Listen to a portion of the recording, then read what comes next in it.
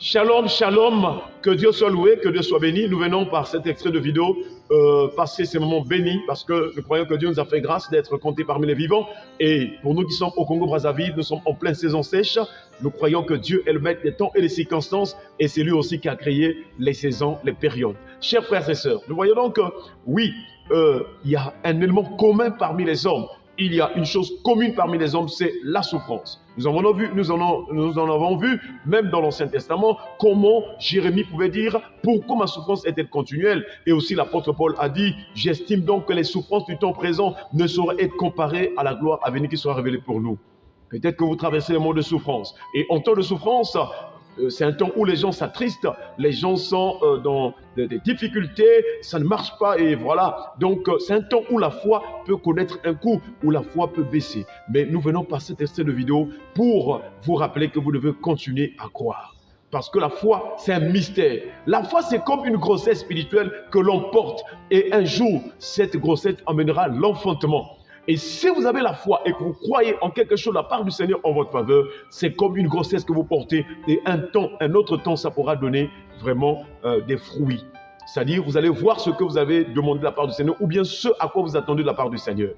Croire en qui? Croire en quoi? Nous voulons parler donc de croire en Dieu. Oui, vous savez que Dieu est le maître des temps et des circonstances. C'est lui qui a créé toutes choses. Nous devons mettre notre foi en lui. Nous ne vivons pas au hasard. Avant que nous ne les laissions, avant que nous soyons en vie, Dieu savait toutes ces choses. Et donc, si nous mettons notre foi en sa personne, ça marchera certainement.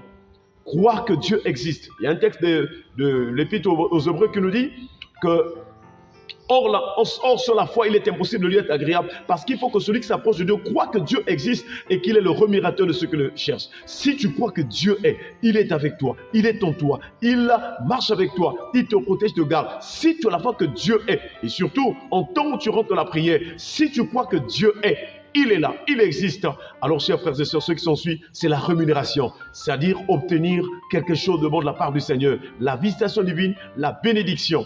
Oui, croire que Dieu est pour vous et en vous. Il a dit à ses disciples, Jésus a dit que voici, je suis avec vous tous les jours jusqu'à la fin des temps.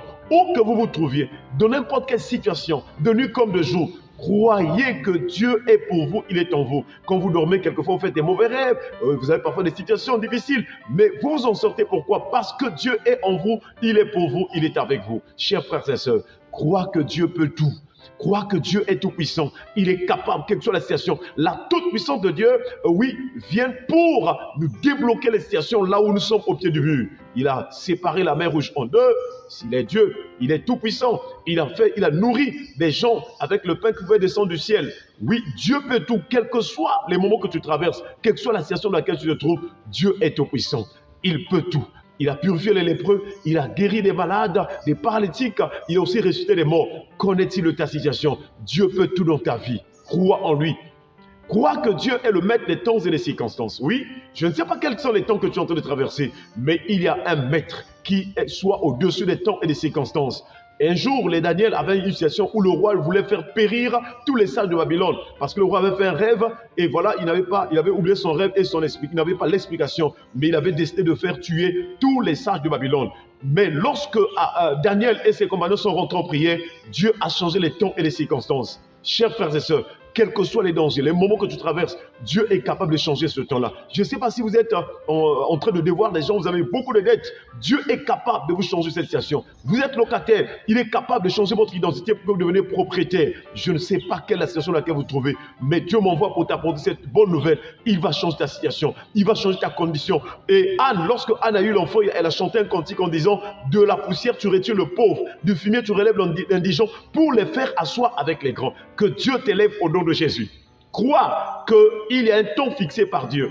Il y a une prophétie qui va s'accomplir dans ta vie. Oui, Dieu a son temps. Nous avons notre manière de voir les choses. Nous avons une horloge. Nous calculons l'heure du matin jusqu'au soir et peut-être là. Voilà. Mais Dieu aussi a son temps. Il y a un temps fixé pour que tu vives la bénédiction éternelle. Crois en Dieu. Il accomplira les choses selon son temps. Chers frères et sœurs, si tu es encore en vie, n'oublie pas que Dieu a un projet. Il y a des projets, des bons projets pour toi. Oui, le temps appartient au Seigneur. Crois en Dieu, il est le maître des temps et des circonstances. Sois béni et sois vraiment de la foi afin de vivre la gloire de Dieu au nom de Jésus.